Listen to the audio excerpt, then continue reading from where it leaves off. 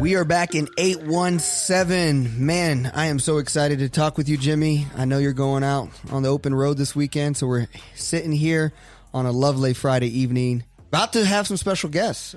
It's a great day to podcast. Yeah, and the special guest isn't for this session episode. It's for these upcoming episodes. I won't spill too much of the beans, but really excited to have a deep conversation about the things we can do in Fort Worth to continue to make this place better with some real awesome people. I think in general, the conversation is just the power is not in the hands of the people in office. You have power to make change in your community, and hopefully by listening to us in this conversation, you feel empowered to do that.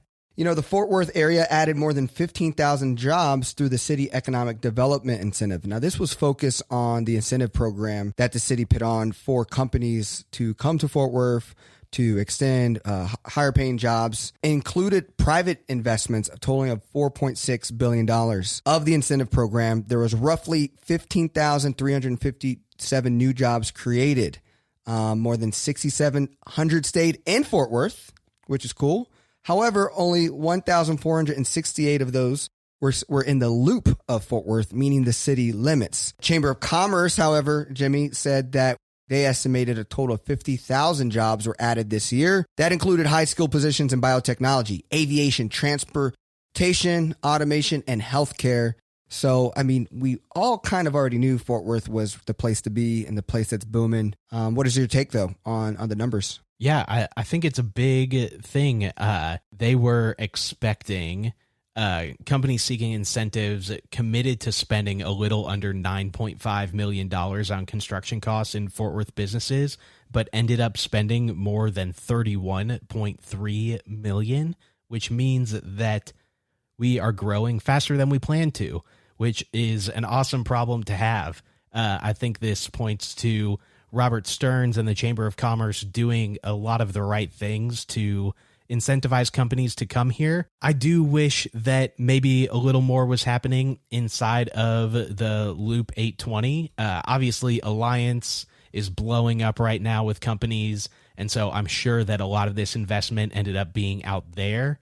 But I think that it would be exciting for more than 10% of these jobs to be in, like the downtown Fort Worth area, as opposed to outside in the more rural places. What is your take on that? Like, we are afraid that we become like a Dallas where everyone moves out and we have a whiteout situation, and then no one actually lives in the city, and our city is, like Dallas is very uneventful downtown. Yeah. Unless there's a big festival or event. So I guess my personal experience with this is working at the Amazon up by Texas Motor Speedway for a few years. The majority of the people that I worked with lived in houses or apartment complexes outside of 820.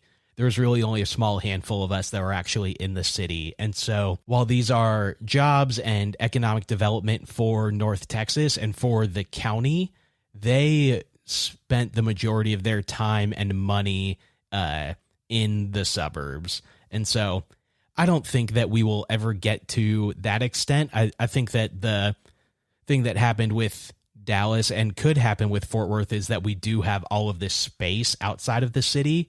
But there's a lot of opportunity inside of the loop as well. So I don't necessarily think that we're going to turn into a situation where like downtown Dallas is essentially like unlivable. I don't think we'll become that, but it would be nice to see a little bit more density.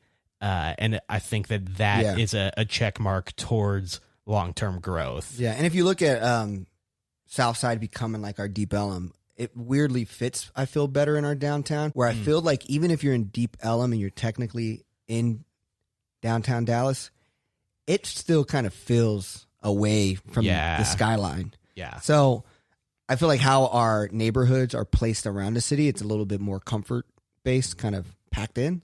I think I agree with you. I mean, I don't know if you've seen Zillow. I mean, the average, median price in Fort Worth is like $248,000. I don't know if you've seen what you can get out of the loop for $248,000. It's a lot more house. Yeah. Uh, lot newer, lot swankier.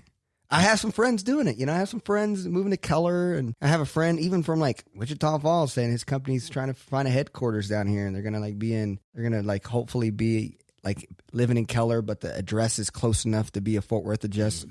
Like, I was like, nah, you need to come a little bit closer in. I like the character of Fort Worth homes a lot more than the cookie cutter suburbs.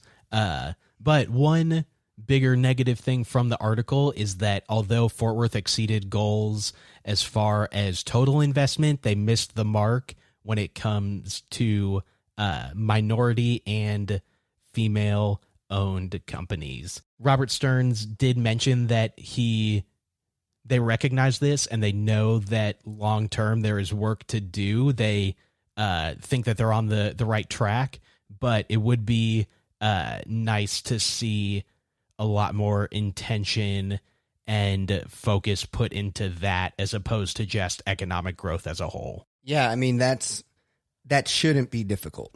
It really shouldn't be difficult. No. It shouldn't be at all. We have plenty of diversity and plenty of amazing construction companies and things ran by people of color. And it's really, honestly, what's been pissing me off is, I had our foundation done. Speaking of old homes in the city of Fort Worth, I had my foundation done. We had plumbing done. And I kind of felt bad because I was using these providers. My front man is this like white, safe dude. But then when everyone shows up, it's all like Hispanic, doesn't speak English. And I'm like, surely like I could find one of their homies to talk to me, or even like a black owned. I mean, we live in the East Side and there's so many plumbing trucks and electricity trucks in our neighborhoods. And it's like, we need to all be doing a better job of even not just the city ourselves, taking the time to find our houses being built, our city being built by people of color. Yeah.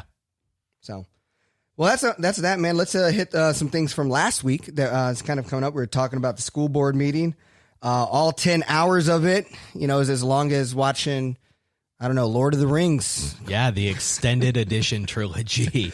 But shout out to Kaylee Johnson and her editor for keeping us informed the entire time, staying up through it. I think I woke up around 5:30 or 5:45 that morning and started looking at Twitter and was like, wait, she tweeted this an hour ago. What happened? So we appreciate the work that y'all are doing to keep us informed. Yeah, so here's what we have. So it was Tuesday night, and went through the morning to Wednesday. So the district is pushing the start date from October 5th to October 19th. It was a 6-3 vote that the board voted down a motion to delay in-person learning by 4 weeks.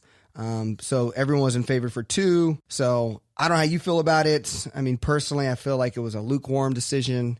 I think the science, I think our health professionals, our teachers were wanting 4. And unfortunately, some people, I think we had a bend, and I don't like how it turned out. I feel like it was a weird situation in general where the original vote, maybe more people were coming into it expecting to vote to keep October 5th. And then we're actually sort of swayed by what Tarrant County Health had to say. And so call this revote. And there's a lot of tension, 2 groups of people out there protesting, teachers saying that we want to be safe, parents saying that I want to send my kid back to school, I want a choice. It just felt like a really complicated situation. What's your thoughts on Mayor Betsy Price's letter saying, hey, we need to stick with the start date that we voted on? I just don't know if that was really her place. And I mean, obviously, if you are sending out a letter like that, you are going to look for people that share your opinion to sign that letter. However, 2 of the biggest stakeholder groups, and I would say probably expert groups involved in this decision, are Tarrant County Health and the teachers organization. Both of them are saying we should not be going back yet. Especially Tarrant County Health is waving a really big flag saying, hey, we are trending the wrong direction again. We're not in a great spot. We should not be doing this. And instead of taking that into consideration, it was sort of indicative of how a lot of this pandemic has gone, where health professionals are being ignored in a lot of ways. This is what's beautiful about Fort Worth. I think we get a national dilemma locally because we're part Democrat, we're part Republican, we're stockyards, but we're Panther City. It's just an example of what makes this place so amazing.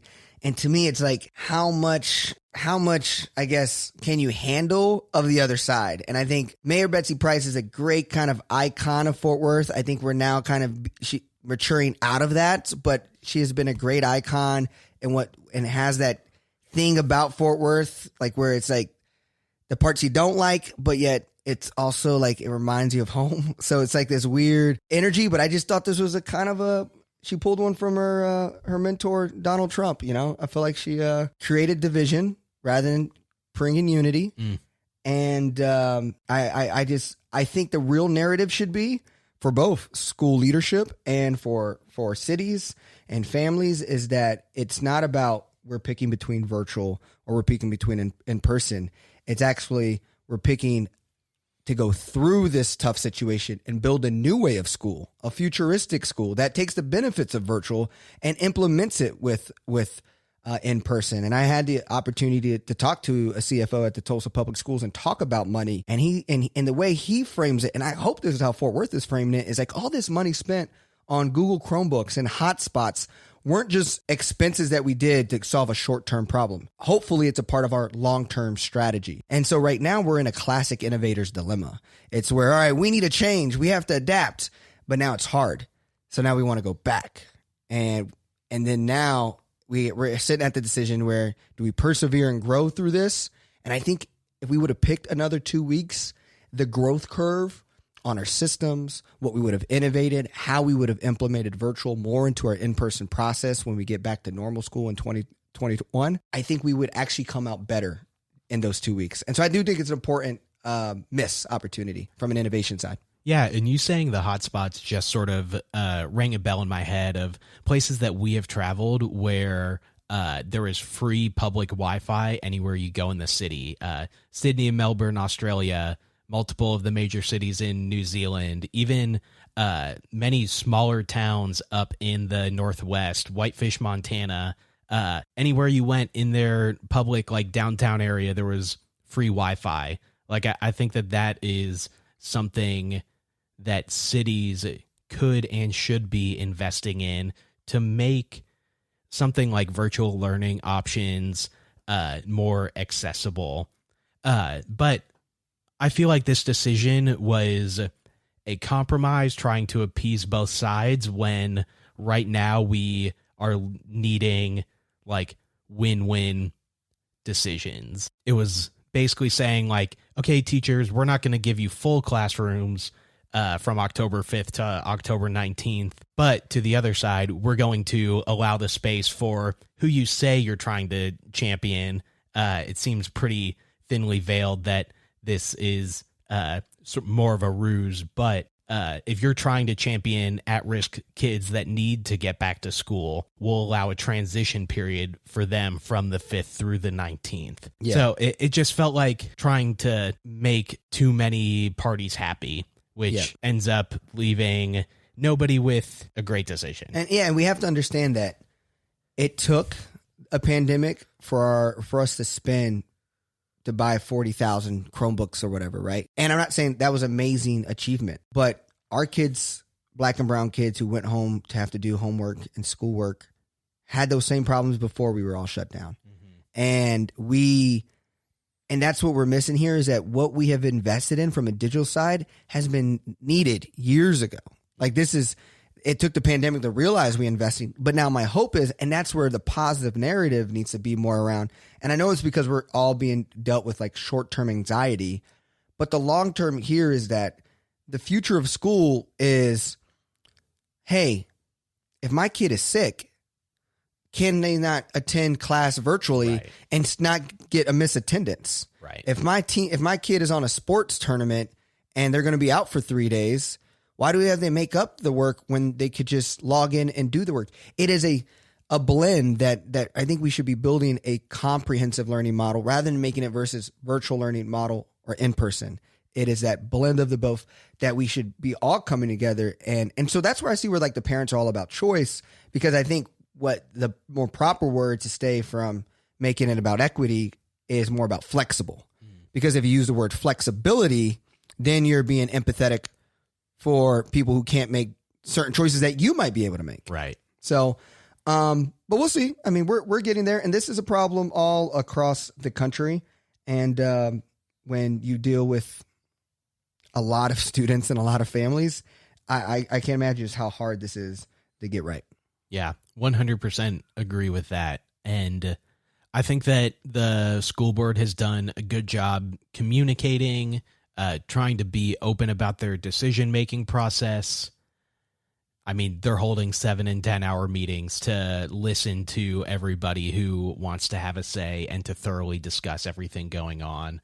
But ultimately, it's just a really hard situation, and flexibility is a key word for people right now to be able to make the best of what's going on. Yeah, and so I know I knocked our, my real goal was to not make this all about picking on one side, but, so I won't just go with Mayor Betsy Price. I'm also aware of the president of the Fort Worth ISD schools, Mr. Ramos. I believe his first name is Jacinto Ramos Jr., actually supposedly was saying how in person will kill and impact black and brown kids, and was stating very dramatic comments around how black and brown people will die because allowing for in person.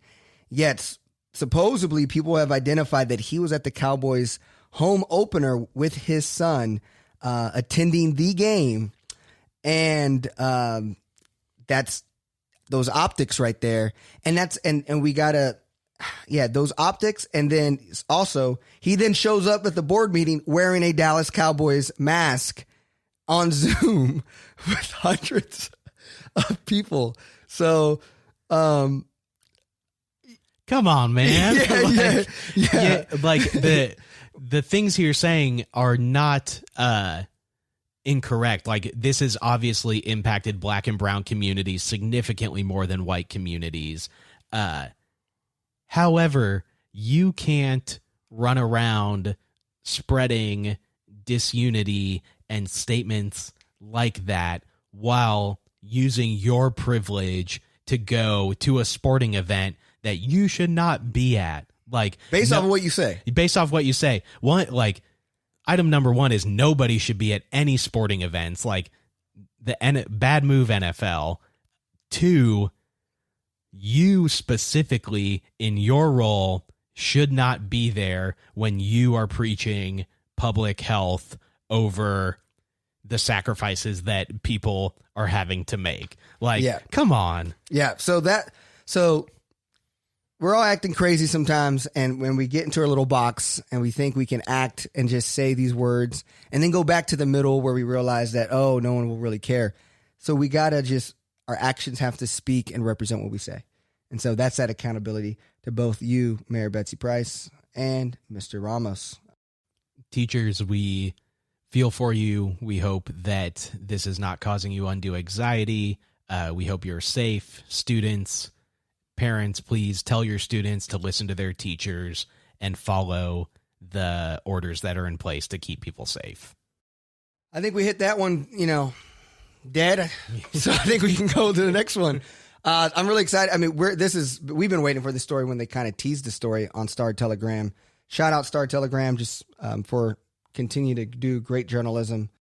We're going to talk now about the recent article that came out titled "No Doctors, No Grocers, No Help. Death Comes Early in These Fort Worth Neighborhoods." And this was written by Nicole Mana.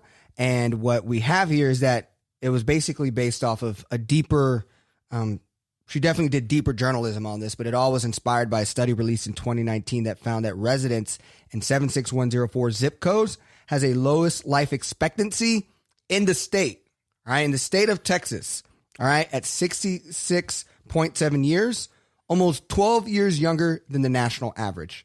So obviously that's a part on the other side of 35, historic South Side, right next to the medical center, just on the other side. And the I-35 kind of plays like this wall. But I'm really just see how you think. I mean, I feel like you've been here a little longer and you've seen that kind of more developed. So what is your thoughts around it? Yeah, so we're both over here in the 103, which is just east of the 104.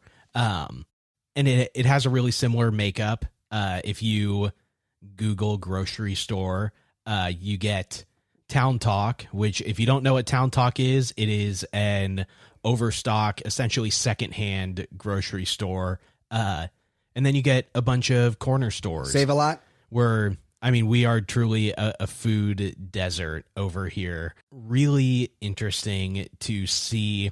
I think that major roads in Fort Worth have always played a role in division and historically segregation, whether that is Camp Bowie. Originally Lancaster was the highway that ran from Dallas to Fort Worth. Then 30, 35. If you just look at a map and look at the major roads, you can see huge gaps just right across the street from each other in wealth, status, opportunity, investment. We were driving around a couple weekends ago, and across from one of the middle schools in 76104, which is a beautiful old Fort Worth building, but you can tell is in need of a lot of restoration. Directly across the street is a modern, brand new looking, super well kept, massive police station. And it's like, what if we invested that money into the students that are in that school? I think that, this article focuses a lot specifically on lack of medical opportunity and lack of food opportunity and the division that causes. But that's sort of the tip of the iceberg when it comes to actually looking at the gaps in investment in 76104 versus 107, 109, all those places right across the street. Yeah, and this is going to hit something that's really big, that one of my biggest frustrations is when conservatives or Republicans or people who are tired of social media about Black Lives Matter or people who complain and all this stuff about, oh, here's another person complaining. Here's the thing. You might not be bluntly racist, and all of us are racist in some capacity, stereotypical at minimum. And what we need to understand is that this is systemic racism at its finest. And how do I dumb down systemic racism for a first grader? And so that's for many of us who can't comprehend what that means. And so systemic racism is not meaning you're intentionally racist. Granted, there are some intentional systems designers that do it on purpose. Now, I think today, a lot of us are living, if you work in education, if you are a police officer, you're working in systemic racist systems that were created before you got there and made by racist people. So a lot of us are living in systemic racist situations. Now, how I like to explain what systemic racism is to get it out of the emotion, of you feeling like I'm calling you a racist, I like to compare it going back to a house, right? Let's say you had a house and you had like this a pipe or something, you had a little leak on the outside of your house and water just kind of always dripped. And you always saw the water there, but you never really thought nothing of it. You're like, hey, that's not a big deal. But then 15 years later, something's wrong with your foundation. And the foundation people say, oh, this leak, damaged your foundation. Now, you weren't intentionally wanting to impact your foundation and ruin your foundation. It didn't seem like a big problem at the time. And those things build over time, years over year, and create a systemic problem to that house. And that our house, our country, that is exactly what is going on. And in Fort Worth, we have systemically suppressed 76104 because of the color of their skin, because they're not like us, because maybe they become from a different generational wealth class. I am such an advocate that, generational wealth, to be in the top 10% of white families, it's $1.2 million. To be in the top 10% of black families, it's $390,000. And also, hear this, I'm looking at the article right now. 45% of the households in 76104 makes less than $25,750 a year. That's the federal poverty level for a family of 4. All right. For a family of 4. And that's nearly half of the people. All right. So 1,200 of the 2,800 homes that qualify into that list makes less than $10,000 in 2018. All right. These people don't have health care, right? We don't have health insurance plans, but yet they're right next to the system with even us having the Affordable Care Act available. All of these things this is to me the biggest whiteout thing about Fort Worth is that we're so diverse, but we throw baby in the corner. Like we really do. Mm-hmm. And it's time for us to stop. And I think Paul's having a lot of amazing people of color and people from this area doing amazing work and bringing back that black business wealth that was there in the past and bringing it back because people are proud to be from there. People are proud from being from South Side. And if you see historic South Side, it's beautiful. Yeah. Like that little area can be very special. It is the next closest houses to South Main, just right across the bridge. Like if you can't afford West Magnolia, but you want to get close to there is a lot of opportunity there, but that doesn't mean we gentrify it. That doesn't mean we make it ours. Is that people who come from there deserve better. Yeah. So. Yeah. And I mean, a simple thing, the community center that is there is an early voting location. If you've never driven through 76104, I would urge you to choose to go vote there. Just come walk through, see what it is like. It's a really vibrant community, but has just been ignored. And so to get to a grocery store, to have access to what would be referred to as like quality, healthy products takes 2 long bus rides if you don't have a car, which for a lot of people households making under $10,000 a year, a car is probably not a feasible thing in that budget. If you're having to take 2 bus rides to get to good food, you're just going to go to the corner store. Like, people want convenience. I think I mentioned it last week, the number of times that Brooke and I have contacted HEB to tell them to put a store in East Fort Worth. Like, this sort of journalism is so incredibly important because it helps uncover stories that have been suppressed and pushed to the side and gives opportunity for change. This is something that, I mean, we have a mayoral election coming up in 2021. This is something that should be high priority for that mayoral election is how are you going to fix the systemic inequalities that rear their heads in zip codes and neighborhoods that are in the 76104. I think that this is something that should stay on the forefront of our minds and conversations through the November election into the mayoral race and beyond, to hold our city council members accountable to actually taking care of the people in the city. Our opportunity to lift up black business. I mean, this is the thing. This is not us coming in and building our stuff and do what we usually do and paper shea up apartments and just continue to do what we do and create inflation. This is our opportunity to invest and make something special. I think Tulsa is another great place that has the opportunity to bring back Black Wall Street. Mm-hmm. There's so many cities that have this chink in their armor for being a really strong, representable city that right now is having the opportunity. How unfortunately is we're cutting budgets and creating somehow around the corner cop grants to solve and suffice for these cuts. We're finding ways to find money to still give the cops, even when people want cuts, and we're giving them those cuts as a distraction and then, funnel money other ways. But yet, we just talked about how there's being jobs created here, but we're having a hard time funding and supporting black businesses. We're talking about small businesses and how we had CARES Act money left over, and we're having a hard time finding the right people to get this money to. Well, any kind of money left over, any kind of money that we're not finding the right people, we're not spending our time over in 76104, right? And so any kind of extra R&D funds for Fort Worth needs to be doubling down in 76104. I think it was the CEO of Wells Fargo this week that said something to the extent of like, well, there's not actually that big of a black talent pool to pull from.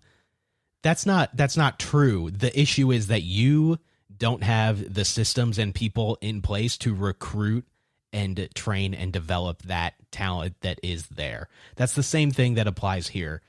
It's not that we don't have the money or the resources. This week we approved the budget for next year. That's a couple $1 billion budget. We have the money and resources to invest in areas like this, and we are just choosing not to.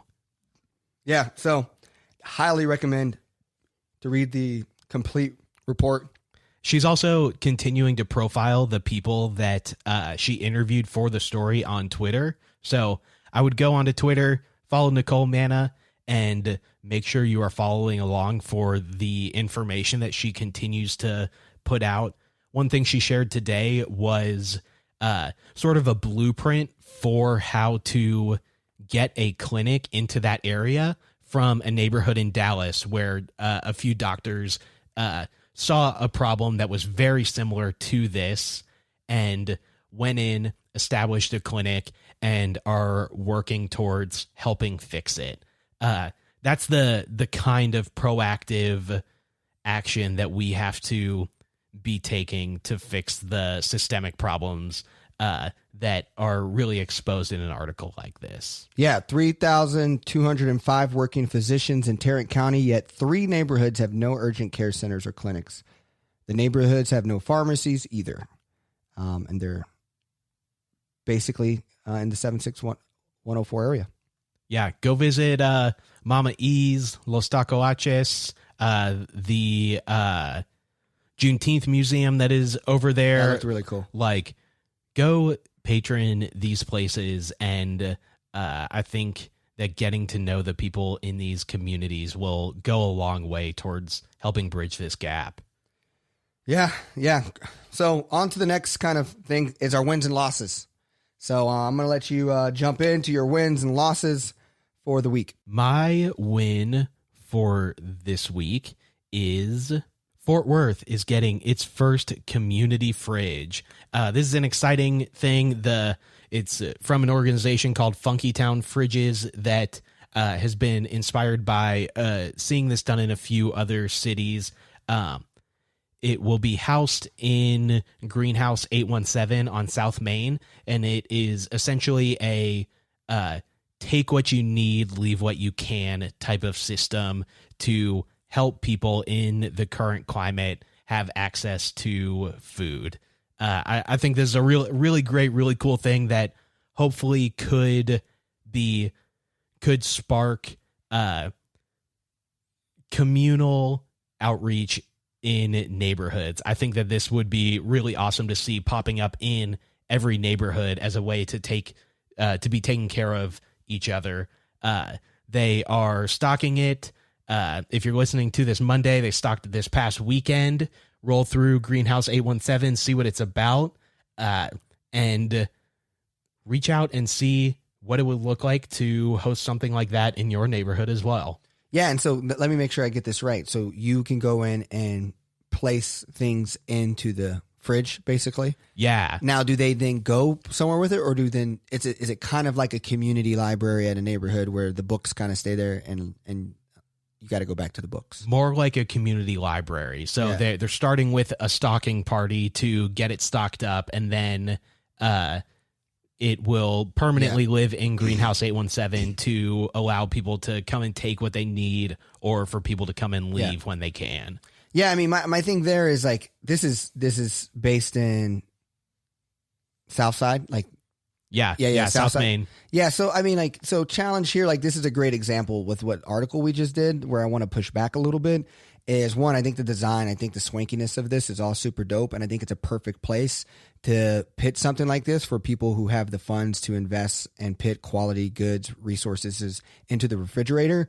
but we need to put some wheels on that bad boy and take it right under Victory, go down Victor, go under that bridge and go to what area code? The 76104 area code, where people are actually going to need that refrigerator. And I think that's going to make even bigger impact if they can somehow stock in Southside, Hipsterville, and then actually go over to where our people need it. This is my thought. Yeah, I see that. I think that South Main still, especially the north part of South Main, still has a very different identity from Magnolia, where there is a lot of need in that area still, and it is so close to being downtown. So I think close to Lancaster too, with the Trinity rail and all that stuff. Yeah, a lot of foot traffic around there. I agree with you. My hope would be that if this is successful and sustainable, that it's something that could continue to sprout more and more in neighborhoods that especially show need. Yeah. Dope. What's your loss? My loss for the week is more so a win for Fort Worth, but a loss for us because we missed covering it last week. But Fort Worth researchers have received $45 million for an Alzheimer's study in the Mexican American community. So these a few doctors out of the Health Science Center have received funding from the National Institute on Aging, which is part of the National Institute of Health, to do a study into Alzheimer's disease in Mexican Americans. For example, Mexican Americans develop Alzheimer's 10 years earlier than whites on average, and most of the existing Alzheimer's research focuses on non-Latino whites. So we've talked before about how Fort Worth has an opportunity to be a major innovator in the medical field, especially, and I think that this just continues to point to that.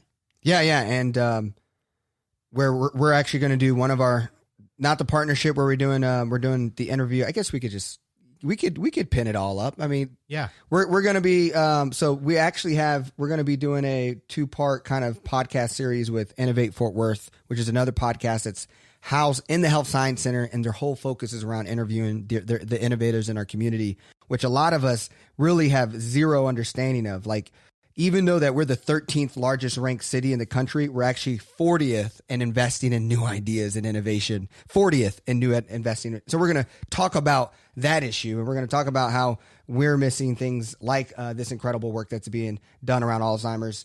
And there's just a lot more like that. And I believe this is our new face. This is how we go from oil and gas to biomedical and health. And I'm really excited for that PR shift in our city for 21st century workforce. Yeah, a few hundred Mexican Americans will be participating in the study. And so this is a really big win for North Texas. I think that there is a lot of cool opportunity that comes from bringing something massive like this into our area. Yeah, awesome. Love it. Well, I'm going to start with my loss, just because I want to end us on a high note. And speaking of like frustrating people, insensitive police who shared a racist meme on their Facebook account. There were screenshots shared of it and been posted on the Facebook group Enough is Enough Fort Worth. Basically what happens here, if I'm quoting this right, is that according to the screenshots, the Facebook account posted a photo of a black man in a casket. And the words on the photo said, "The face you make when you don't understand, stop resisting." So that is just unacceptable.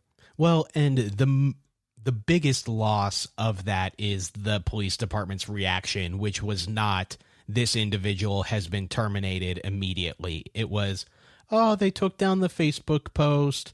There's a pending investigation. Like, we know where that's going to go. Like, this happened the same day as we found out the lack of indictments for Breonna Taylor's murder. Yeah. Like, we know where there's an investigation is going to go. Like, this man should not be a cop in Tarrant County, Fort Worth, or any city ever again. Yep. Roger Ballard was an employed at Fort Worth police officer, and Ann Catherine Ballard was a corporal at the police department. That's up to, what's that mean? That's higher up. Yeah, right? That's big time. Yeah, too big of a word for me. But So yeah, obviously big time. So they're both connected. And so I think that's just like the sad thing is these are the people who go knock on doors in 76104. Yeah. And a Tatiana Jefferson. Yeah. And dumb shit happens. Yeah. And I'm tired of cops whining because they're mad at normal people whining. Yeah. You are a government official. You are supposed to be the bad guy. You're supposed to do the good thing, be the selfless people, not create friction. And you're whining like a bunch of 5-year-olds, and then you're posting like a bunch of high school kids on social media. And these people are responsible of taking care of us. And instead of doing anything about it, we just reward them with safety and more funds. Like that guy's probably on paid leave right now. Yeah. As they're investigating, quote unquote. Yeah, and it's just going back to, hey, systemic racism is, you know what? You're racist, the people who posted this, but there's probably cops who know these people who are good people, and you're not racist, but you work in a systemic racist. And technically, probably all of us do. And It's being conscious that all the establishments that we have created to date have been existing pre us allowing Black people to participate. Mm-hmm. So that means subconsciously these things are systemic suppressing people. And you can go back to that to statistics. And so it's and that's kind of the plus and negative of highlighting just one name. The Breonna Taylors, the George Floyds. I think it does phenomenal for inspiration and getting people aware. But I don't want you to get this wrong. This is not just about one. Yeah. This is about legit long-term statistics on Black people being incarcerated compared to their white counterparts. How are there more Black people in jail than white people, yet you're 60% plus of the population and Black people are only 13%. That's not emotion. That's not me saying I hate cops. That is just facts. And so this is unacceptable. He should not have a job. It is infuriating. I read the police department's response before I heard what happened, and I read this response and was like, "Ah, crap, like, you've got to be kidding me." I don't even know what happened, but I know that this was not a proper response to it. As soon as you see Facebook, you're like, "Oh, crap, like, what is getting spread now?" But something as disgusting and vile as this should not be posted by a person who is supposed to be serving and protecting. Yeah, absolutely.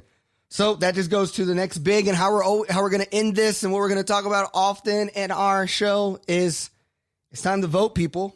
My win is that, hey, Texas has again shattered voter registration across the state, adding more than 1.5 million voters since the last presidential election. That is huge, literally double from same kind of time during other presidential elections, doubled. So we're kicking butt. And please note that October 5th is the deadline to register to vote. We were able to find out that actually going in person, going to the voting registration electoral office and getting registered is the easiest, fastest way to do it. And so don't be afraid to just drive up there, get it done, handle it. I know there's ways to do it online. You can print, you can do all those kind of things and send it in. But if you're a true millennial, you probably don't have time for do that, and you just rather drive up there and get it out of the way. And so that address is Tarrant County Elections Administration, 2700 Premier Street, Fort Worth, Texas, 76111. Hours of business Monday through Friday, 8 a.m. to 5 p.m. And I think this is important because what we're going to do also later, our upcoming shows are going to be with the editor and the team of Fort Worth Magazine.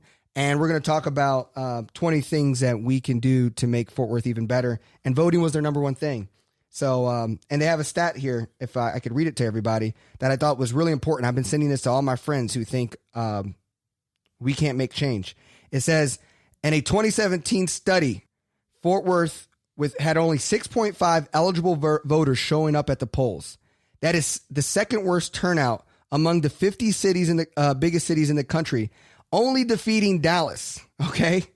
The median age of someone who is voting is 66 years old, while the median age of our registered voters in our city is 41, a 25-year age gap. listen to this, millennials. If you're under, if you're under 34 or under, only 1.1% of you actually who are registered to vote went and cast the ballot during the mayoral election. So guys, this is so sad of news. And I think a lot of that has to deal with this. Like, we just know that Texas is a Republican state and it's a red state. So we just kind of opt out on doing our civic part in voting. If you didn't know, the gap in votes in the last mayoral election was 5,000. That is nothing. And only 6.7% of people turned out to vote. Like, this is a massive number of new registrations across Texas. That is an incredible thing. Follow up on that and go vote. Put on your mask. Go vote early. Early voting has been extended this year to help spread out that timeline, make it as safe as possible. Like, it takes 5 minutes. Yep. Go vote. It's a big deal. Yep. And, if Jimmy's going to put you in a headlock, it's first going to be to put on that mask. The second thing is you better vote. All right. So those are our two top things at the 817 podcast. So please make that happen. And that's 50,000 people in our 800,000 person city. And what's scary is those 50,000 people are 66-year-olds, people. So remember, when you're upset, when you realize, wow, we're spending a lot of money on our city and you don't feel represented or connected, is because you're having 66-year-olds lead the conversation and the narrative in our city. And you got to join that conversation and be a part of the conversation. So make sure you go do that by October 5th. Yeah, register to vote, and then make sure you turn out and actually vote. Go to the community center in the historic South Side. Yes. I did it for the primaries. That's where I went and voted. I was the only person in there. So go vote. It's safe. There's nobody else out there doing it. So make sure you go vote. And to that, Fort Worth is the youngest major city in Texas. So for those young people to not be involved in the conversation is a big deal. Definitely. Well, I know we went a little long, but hey, hope you enjoyed the show this week. And I hope you guys have a wonderful week. Jimmy, you've been the man. We'll talk to you soon. Thanks for listening. Wear your mask, go vote, and we'll see you next time. Later.